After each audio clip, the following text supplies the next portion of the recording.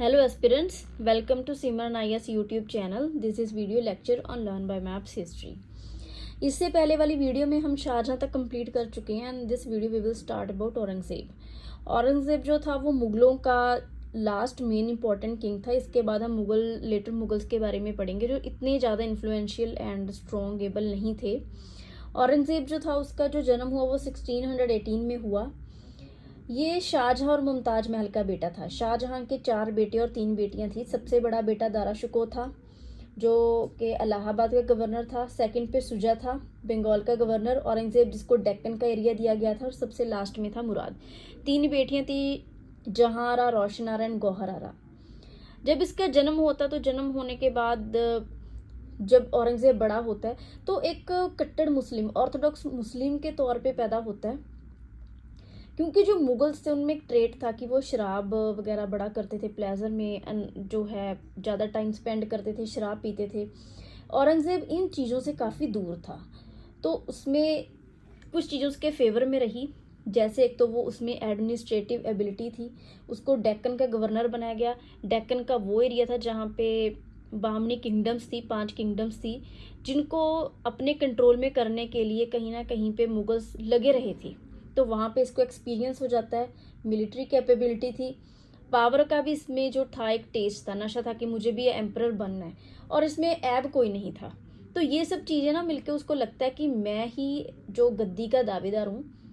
और सेकंड था कि जो मुगल्स थे उनमें कोई भी एक रूल नहीं था सक्सेशन का। ये तैमूर के दूर के जो थे, तैमूर के ही वंशज थे। तो तैमूर जो था उसमें कोई रूल नहीं था। वो क्या करते थे उस टाइम पे, जितने बेटे थे राजा की मौत के बाद पूरे जो सत्ता है वो सभी बेटों में बांट दी जाती थी।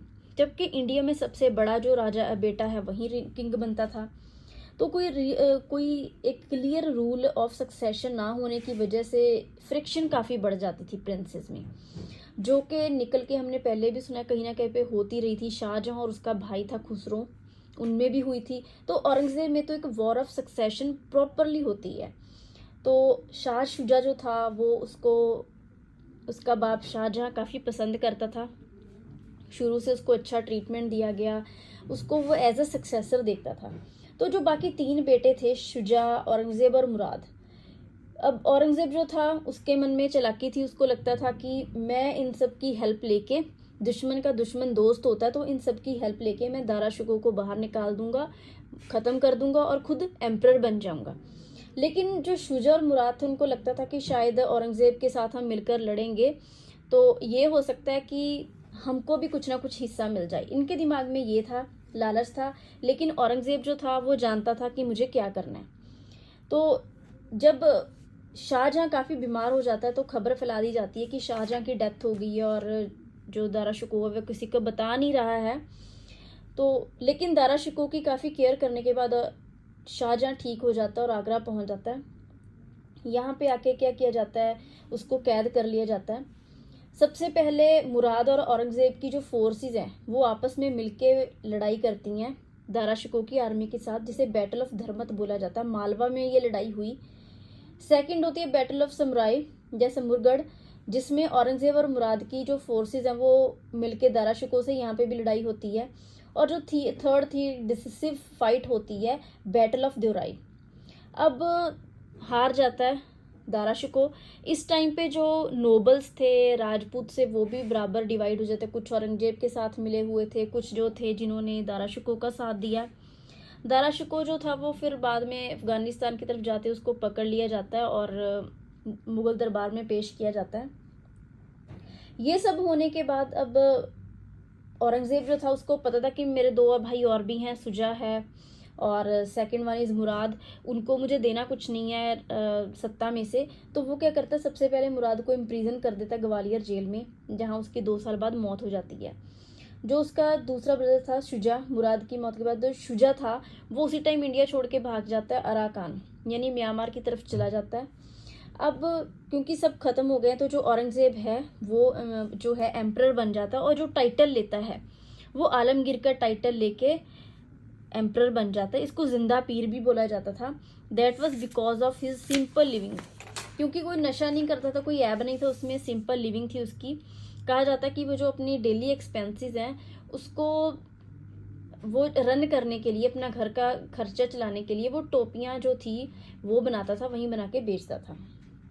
दारा शिकोह की बात करें, वो बहुत लिबरल पर्सन था और साथ साथ में काफ़ी अच्छा स्कॉलर भी था। उसने मजमा उल बहरीन लिखी, जिसका मतलब है कॉन्फ्लुएंस ऑफ टू सीज, यानी कि सूफी और जो वैदिक स्क्रिप्चर्स हैं उनमें क्या कितनी एफिनिटीज़ हैं वो उसने बताई हैं। फिर इसने शफियत उल औलिया लिखी, जिसमें जितने भी सेंट्स हुए हैं उसकी बायोग्राफी है। शकीनत उल औलिया और हसमत उल अरीफीन जो है अरीफीन लिखी। ये प्रीलिम्स में जो क्वेश्चन है वो आ जाते हैं बुक्स के रिलेटेड। अब औरंगज़ेब जो है, सबसे पहले तो ये काफ़ी कट्टर था, तो अपने कोर्ट में ये क्या करता कि सिक्कों पे जो इंस्क्रिप्शंस होती थी धार्मिक लिखी जाती थी, कलमा लिख दिया जाता था, वो बैन कर देता कि वो नहीं लिखना। और नवरोज फेस्टिवल जो सेलिब्रेट किया जाता वो बैन कर देता है। झरोखा दर्शन, जो मुगल एम्परर्स बाहर निकल के पब्लिक को देखते थे, उनकी समस्याएं सुनते थे, तो वो झरोखा दर्शन बंद कर देता है। तो पब्लिक के साथ जो भी इंटरेक्शन है इसकी डायरेक्ट एम्परर की वो ख़त्म हो जाती है। म्यूज़िक और डांस सिस्टम को बैन कर देता है और सभी जो भी आर्टिस्ट थे उनको ये निकाल देता है। और यहीं से जब आर्टिस्ट को निकाल देता है, अब यहीं से ही काफ़ी सारे और पेंटिंग स्कूल सामने आएंगे जो पेंटर से काफ़ी हमें पता है। शाहजहाँ अच्छा पेंटर था, और सॉरी जहांगीर अच्छा पेंटर था। शाहजहाँ को शौक था इमारत साजी का। तो जो इतने अच्छे अच्छे पेंटर मुगल कोर्ट में बैठे थे वो चले जाते हैं राजपूतों की कोर्ट्स की तरफ, तो वहाँ पे नए नए स्कूल्स ऑफ पेंटिंग जो है वो स्टार्ट होते हैं। हिंदू फेस्टिवल्स जो थे वो फ्रीली मनाए जाते थे, तो इसका भी विरोध करता था। अकबर जो था, जिसने जजिया जो था वो हटा दिया था, ये दोबारा जजिया और पिलग्रिम टैक्स जो था उसको रीइंट्रोड्यूस कर देता है। रिलीजियसली बहुत फेनेटिक था, ये कट्टर था बहुत ज़्यादा। 1669 में इसने विश्वनाथ टेम्पल बनारस का और केशवराज टेम्पल ऑफ बीर सिंह बुंदेला ने जो मथुरा में बनवाया था उसको डिस्ट्रॉय करवा देता है। अब एक बात होती है कि कश्मीर में कुछ ब्राह्मण थे, पंडित थे, उनको मुगल काफ़ी परेशान करते थे वहाँ के, तो वो शरण में आते हैं। सिखों के जो 9th गुरु थे, गुरु तेग बहादुर जी के पास जाते हैं, फरियाद करते हैं कि हमें बचाओ। तो वो कहते हैं कि उस औरंगजेब के पास जाके मैसेज दो कि अगर वो उनको मुस्लिम बना ले तो सभी जो कश्मीरी पंडित है वो भी इस्लाम जो है उसको ग्रहण कर लेंगे। ये मैसेज जब औरंगजेब के पास जाता है तो गुरुजी को कैद कर लिया जाता है। काफ़ी तसीहे देने के बाद चांदनी चौक में शहीद हो जाते हैं गुरुजी 1675 में, जिस जगह पे गुरुद्वारा शीशगंज साहिब बना हुआ है। फिर गुरु गोबिंद सिंह जी जो सिखों के 10वें गुरु थे और गुरु तेग बहादुर जी के बेटे थे, उनके साथ भी काफ़ी लड़ाइयाँ होती हैं। चमकौर साहब की लड़ाई होती है जहाँ पे उनके 2 बड़े बेटे शहीद हो जाते हैं। जो उनके छोटे 2 बेटे थे उनको फतेहगढ़ साहिब में शहीद कर दिया जाता है, दीवारों में चिनवा के।